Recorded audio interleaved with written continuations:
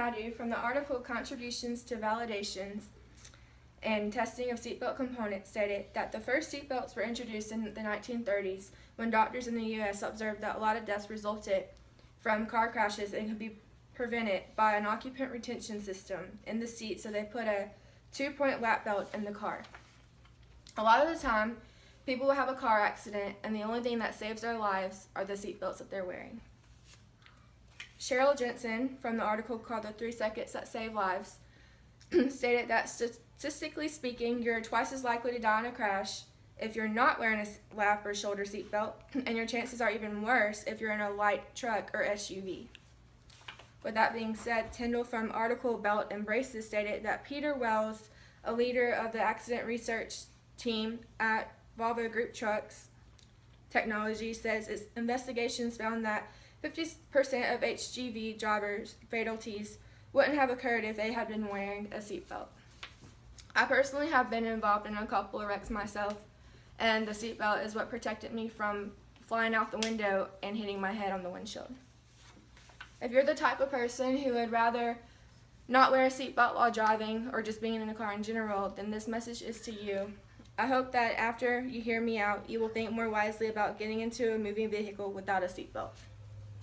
Today I will try and persuade you to wear a seatbelt before you get into a moving vehicle. Toe Pahan from the article Research of the Habit of Seatbelt Compliance of the Employees of the Gauzy University Faculty of Economics and Administrative Sciences stated, thousands of people are harmed as a result of traffic accidents every year. Seatbelts are one of the most important life-saving safety measures in traffic accidents.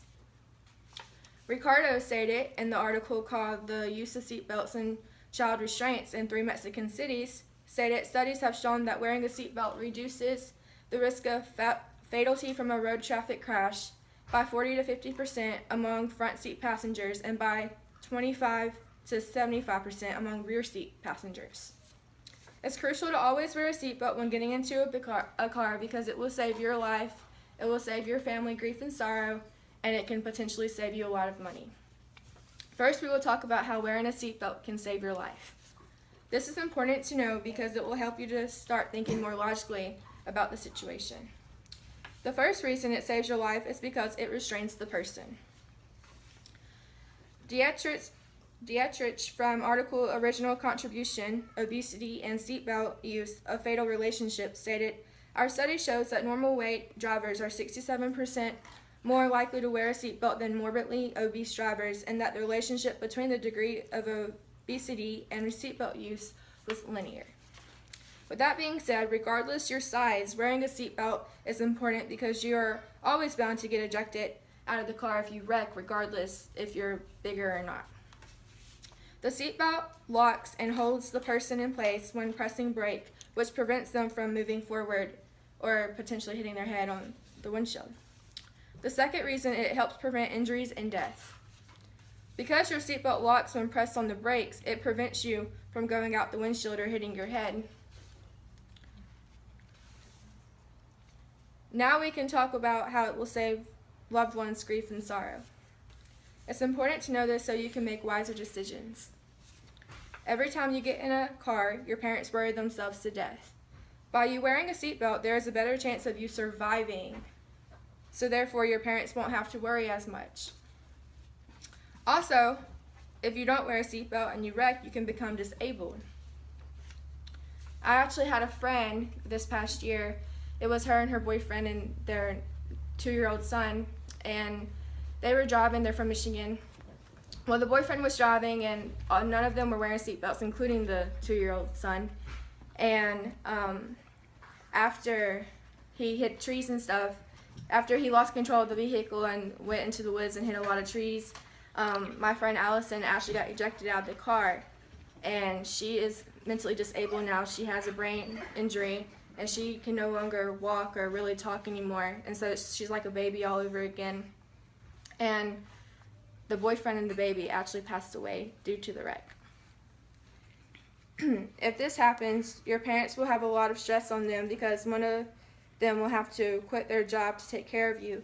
They will also have to put their life on hold because they're not going to be able to do things that they normally would do because they're worried about who's going to take care of you and like now their life revolves around you completely. Now we could talk about how it will potentially save you money. It's important to know this because it might motivate you to wear a seatbelt, because who likes spending all kinds of money that we really don't have?